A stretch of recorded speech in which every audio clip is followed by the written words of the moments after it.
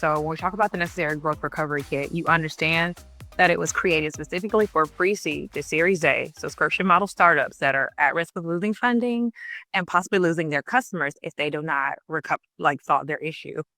How do you think this is valuable based on your experience having fully gone through the kit yourself? Yeah, I think the main thing that stands out to me is it's a barometer for where you can see yourself either getting stuck in the fray and also where you can see some of the blind spots you have. That's two of the most important things I think that, especially when it comes to marketing for new companies that are looking for funding, they get caught up in that idea of success because when they're new, everything is successful. So if you go from 0 sales to 100 sales, you got 100 sales. And then now you start looking at year over year, you only have 59, then what's going on? So I think it takes you through that versus feelings. And one of the things that really stood out as well was don't get caught up in vanity metrics. Look at your data. So for me, that is something that's super important, especially for companies that are on the brink of agent funding, because that's one of the things to ask.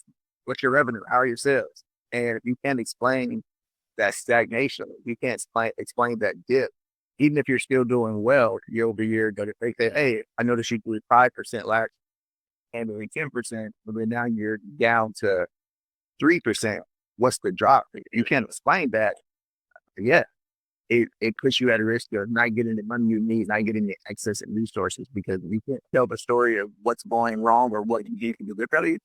It it puts you at a disadvantage for people who can help you leverage the right. No, that is spot on. And I thank you I'm glad that you got that from the kit.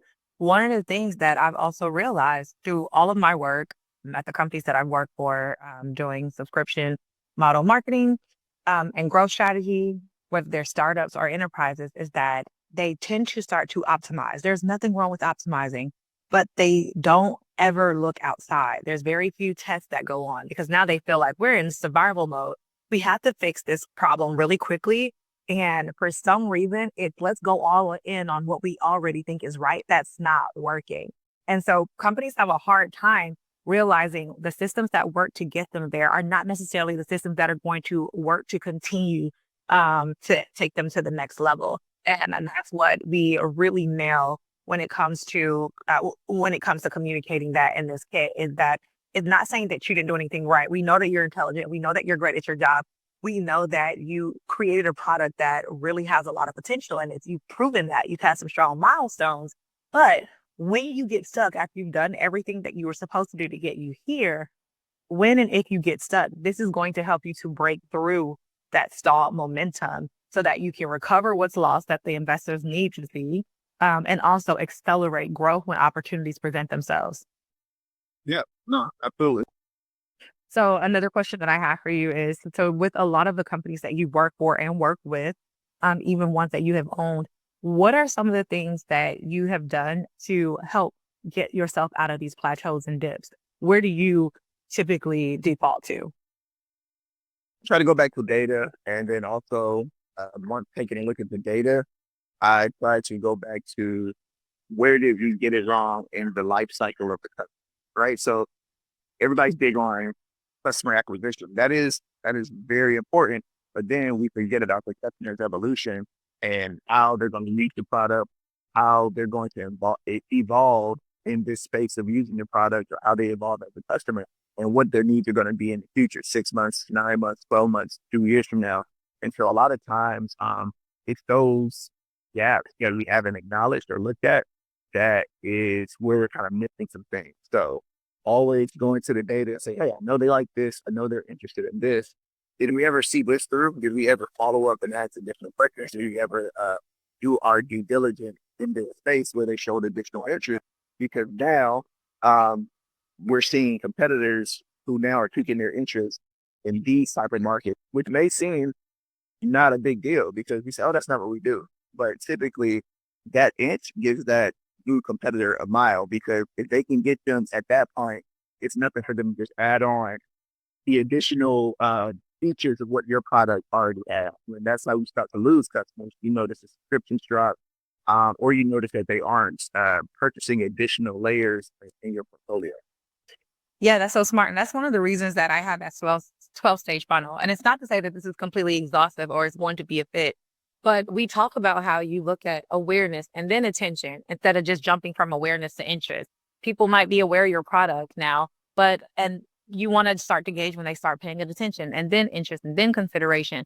Those steps are all important because, like you said, with your competitors, they can gauge interest and attention around certain things. And um, if they have a more mature audience than you do, if they have people that are already bought in and deep retention and more funding and they can move quicker than you, where they even see you gaining interest and people considering you, they can easily add that on. So it's really important to know how you can accelerate through a funnel yourself, where you're missing opportunities and taking time to nail in and say, I can own this part of the market more uniquely than my competitor, even if they have things that I do not have.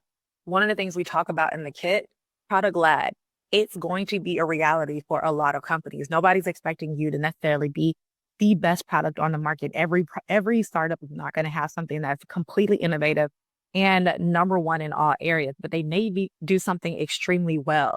And knowing how to flip that on its head and create urgency around it instead of always trying to be seen as the antithesis of your competitor. But sometimes you can make a lot of traction by being seen as the gap filler, by helping people to understand, yes, you have this, but you're also missing that. That's actually something that I've recommended to people that I've been in conversation with now is that you don't always have to enter the market replacing their number one. And so this kit is something that helps people. While competitors might feel like industry leaders feel like they have to have every single thing and add everything to keep people going and to stay competitive. New players in the market can almost come in like an add-on, what you might see in a typical SaaS environment. Your subscription model might be supplementary to what they really love, but they know they're still missing out on. And so thinking about how you can take unique approaches so that you can still remain competitive, but don't always have to like compete with your competitors head on is another thing that we urge our clients or people who have the kit to think through. Yeah, no, and that's one thing that I like to in the in kit. It kind of makes you think about what all do you have available to serve your customers with. And it just reminded me of Disney is a great example where, hey, you have access to Hulu and Disney. If I can get Hulu and Disney combined and charge you an extra $4, that keeps a lot of people from now purchasing Peacock because they're like, "Yeah, I already spent these extra $4 here. I'm not going to 15 or 10 or whatever the cost is." But every transaction within your product builds a wall against your competitor, even if it's not necessarily the direct opportunity against what they serve, just the more you get your customer integrated within your systems and ecosystem, the less likely they are to fail. I love that. Now, one thing I want to ask you about though is when it comes to companies, especially subscription model companies, thinking through how can we throw more at people so that they stick with us, but it starts to think their own profitability model. Have you had any experience with those type of cases where, yeah, we want to give them more so that they feel like we're super valuable, but it doesn't work on the other side. When you look at the numbers, it's like it costs the company a lot to keep giving away more benefits and creating more partnerships without truly raising the cost to the customer. How does the company deal with that? And then what are some strategies that you've seen work or that you noticed in the kit that will help people to work through that without necessarily sinking their profitability?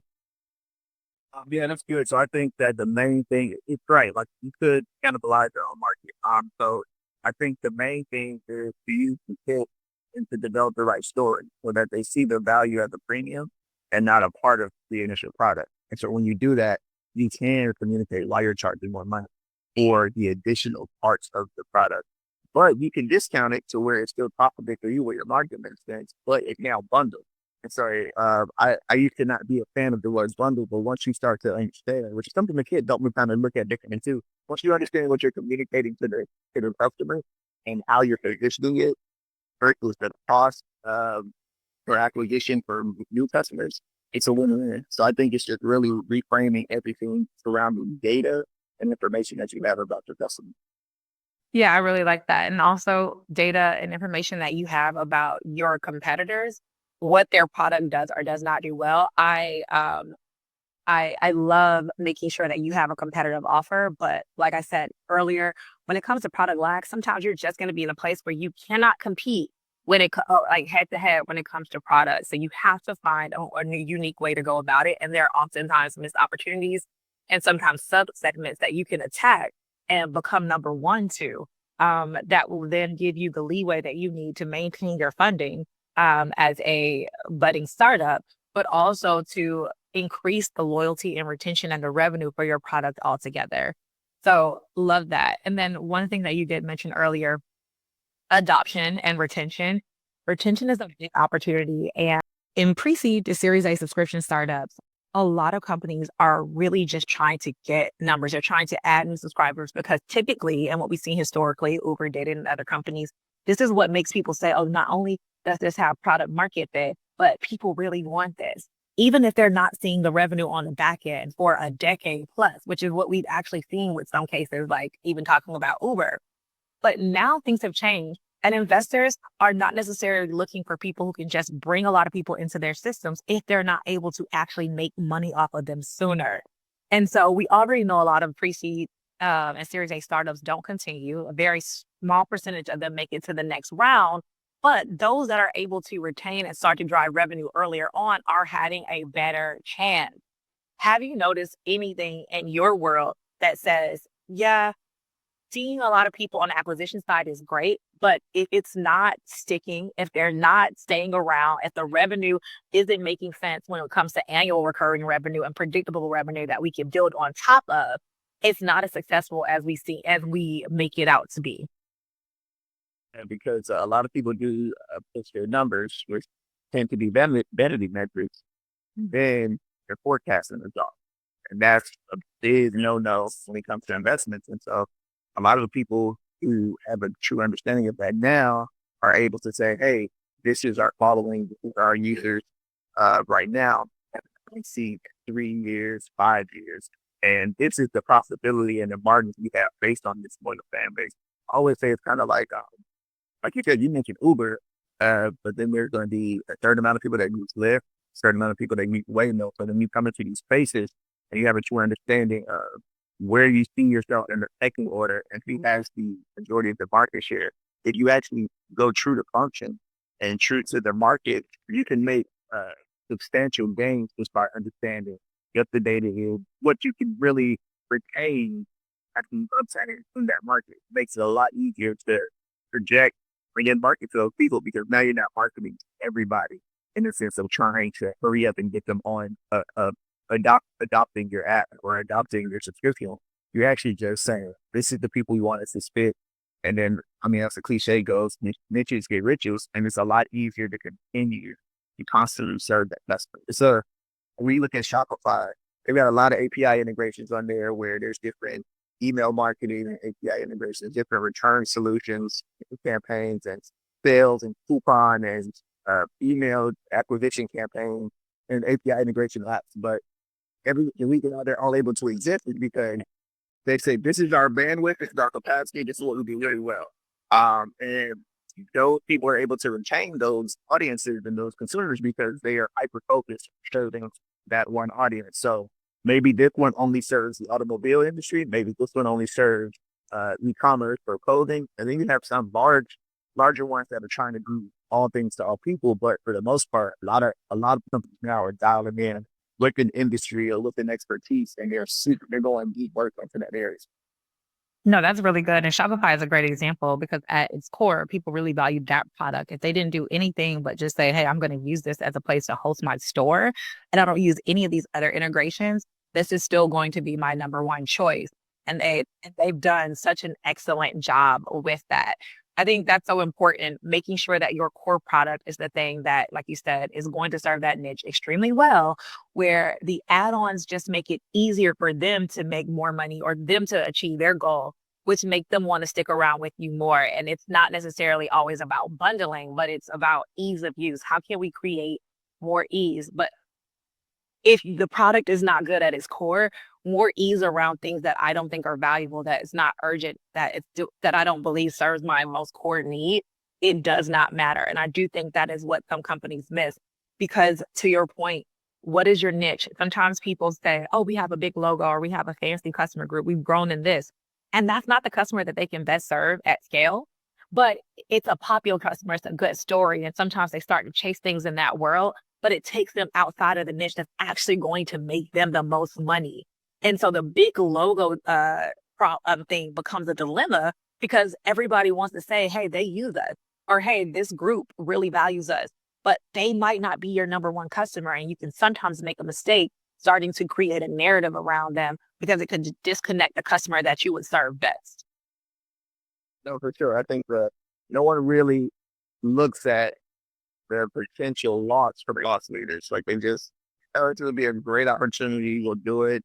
We'll take a hit on it financially, but then we'll make some gains on other customers. But it's not just the financial hit; it's the resources and allocation of time that it takes to maintain those relationships at scale. That's what really throws you down from growing your particular niche audience. No, I love that. And just one more thing I want to talk about.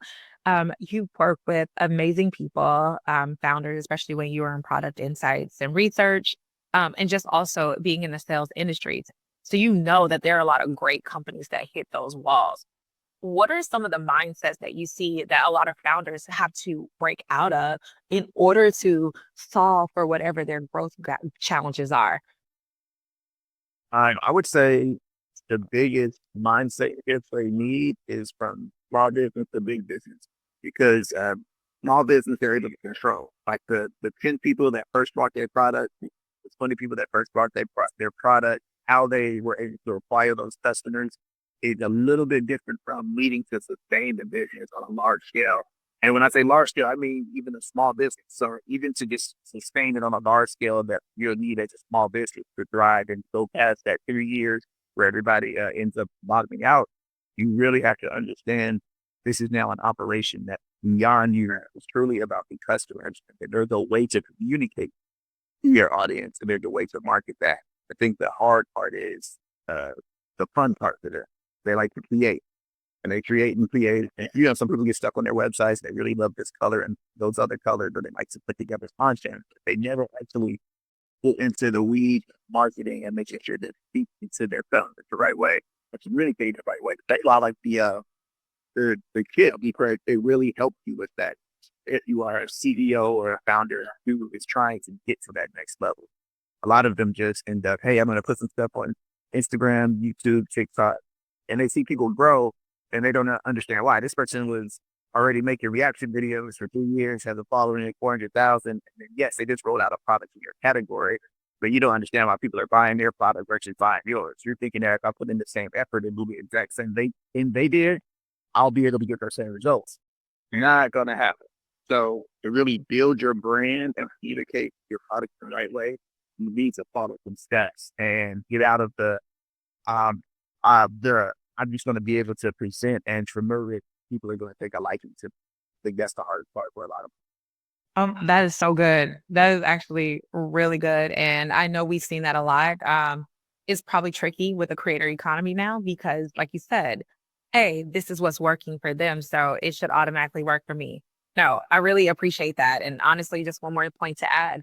So I was at an AI for a go to market conference. And everybody's talking about all you have to do is deploy AI the right way, create these agents that help with your workflow and do those things. But then they also were highlighting the hallucination of using AI and how without the right information and without the right strategy, they can produce things for you that seem like a great idea, that sound good until you look closer and it's disconnected from what you actually need. It's disconnected from your audience. Because even if you feed it, there's a good balance between how much you feed an AI engine. There's too much and then there's also too little, but there's also the ability for an AI agent or let's say even a large language model to just create things that are so amazing, but still not at all what you need to progress. And so with a lot of people investing in tools that they want to do the work and the thinking for them, some of them are still unaware of how this tool is not going to do the critical thinking for you. There's still a piece of it that you have to be able to do yourself to guide it so that it helps you to get the right answer faster. But it's not necessarily going to create or recreate or do the work for you to help you solve your growth challenges without the right direction. Yeah, I mean, it's only as good as the author. So if you don't know what you're writing about, or you don't know what you're doing, then you know something's going to just be on its own, and you'll be distracted. It'll create something that'll pique your interest, and you'll go back and forth and look up, and there's creation, and it's nothing to do with what actually don't resonate with your audience. So you have to be careful with that. You got to be careful with just being distracted by the idea of it being a tool that can help them because it's not a shortcut. It's only a shortcut for people who already got systems in place. Now, instead of a person or you doing the thing that you already know how to do or the thing you already knew the person doing it, you can now, yes, add a pavement in there who will do that, but that doesn't work for someone who is it's just starting. You actually need to know where that process needs to be and look like before you implement and deploy agents in that area of your business. Perfect. Now, closing thoughts. When you tell someone about the necessary growth recovery kit and why it's valuable and why they should purchase it today, how would you explain your experience with it so that they understand why they should purchase it as well? Yeah, I would just honestly tell them that if you are at a point where you need growth, where you aren't scaling the way you want to, you aren't seeing the numbers. Everything is still good, but you aren't seeing the numbers you want, or you see your competitors doing things that are gaining more interest than what you're doing. Then you need to use the kit because it is a great time to reset. It's a great tool to help you rethink through some of the processes that you've been doing. Also, and it helps you communicate the strategies that you may have started on the right path, but gotten off track. And so, like I said, it's a great barometer to make sure you are able to communicate, implement, and execute in the right way. I love that. And it's only 250. And one of the things that I really am passionate about is making sure that businesses have a fair chance and the information and the right strategy so that they can protect their investment and make sure their investors maintain confidence in them, but also so that they can prove that they know how to recover because that's important for any business that wants to make it to the next level. And also that both their products and company are adaptable and scalable because that adaptability is what's going to allow them to scale. So thank you for your time today, Brian. Everyone listen to his words. He's been able to experience the kit firsthand. He has a lot of experience, impressive background, and still has been able to find something like this valuable in his career today and for his work. So thank you, and we will talk to you guys next time.